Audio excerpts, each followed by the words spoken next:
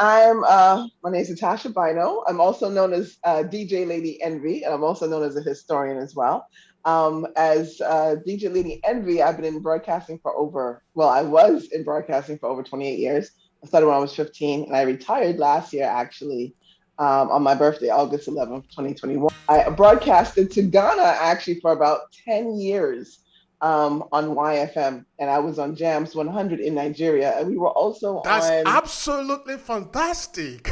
Yes, yes, Please yes, go. yes.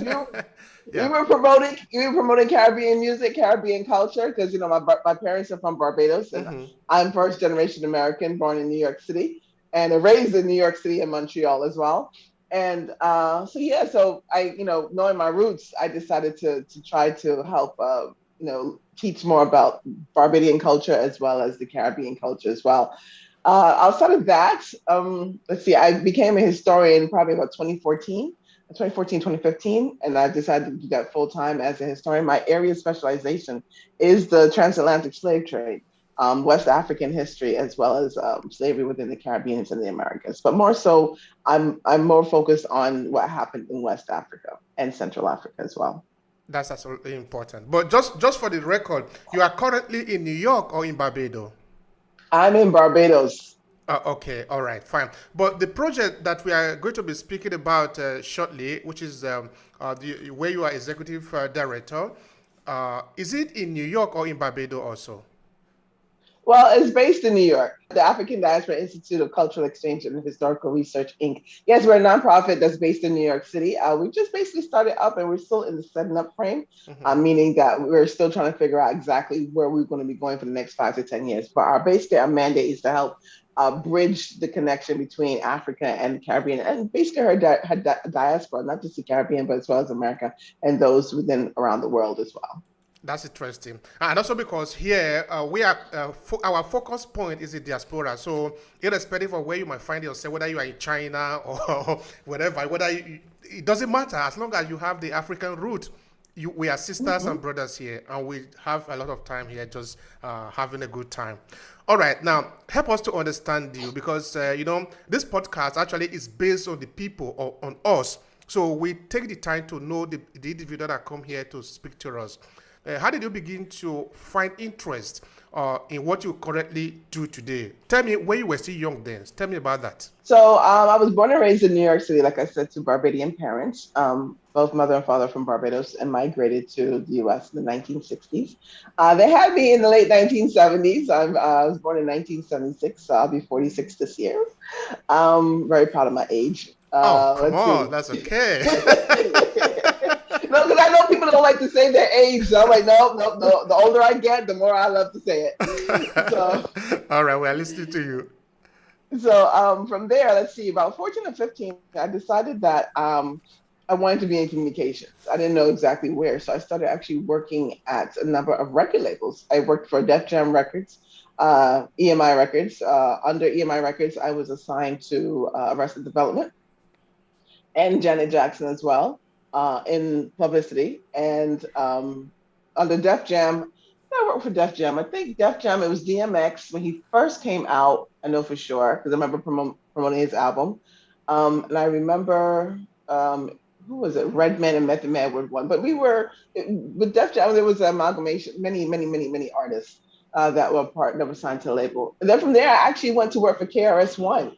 Excuse the noise, so I live on a highway, so you'll hear a lot of traffic going back and forth. It's okay. Yes. So yes, I worked for KRS-One. I was his assistant for about a year or so, and then I decided to move to radio because I realized the industry was starting to change. This is where you sort of change from vinyl and tapes to CDs and MP3 players. And I realized that the industry was starting to shrink because many people I guess it was being restructured. So a lot of people were starting to lose their jobs, and because of that, it became more competitive. And I don't like competition. So I Really? You decided, don't like competition? no, I like to keep my stress levels down. Okay. So yes, so I decided to go into radio.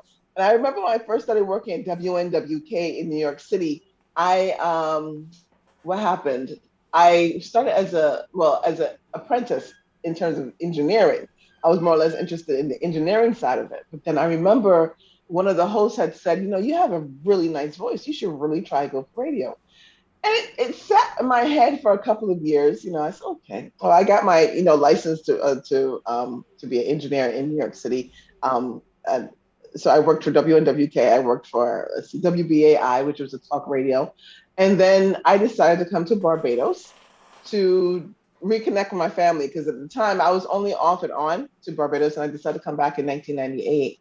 And while I was here, I learned to DJ. A guy by the name of DJ Leroy and Don took me under their wing and they taught me how to DJ. And through that, I started to transform. I started to really, when I say transform, transforming is a technique in terms of DJing. I became really good at it. I realized, what? There's not many female DJs in the whole dance hall Caribbean scene. So maybe I should go for that. All right. So in 1998, I was still started working for Hot 95.3 here in Barbados. And then I moved to St. Lucia for a little bit, the island next door. And then I moved back to New York probably about, no, I moved to Atlanta about 2000. Then I moved back to New York about 2001 after September 11th. I remember that for sure. And I landed a job at what's the name of the station? Oh my goodness. Why can't I remember the name of the station? I worked there for 9 years. See, old age is creeping in.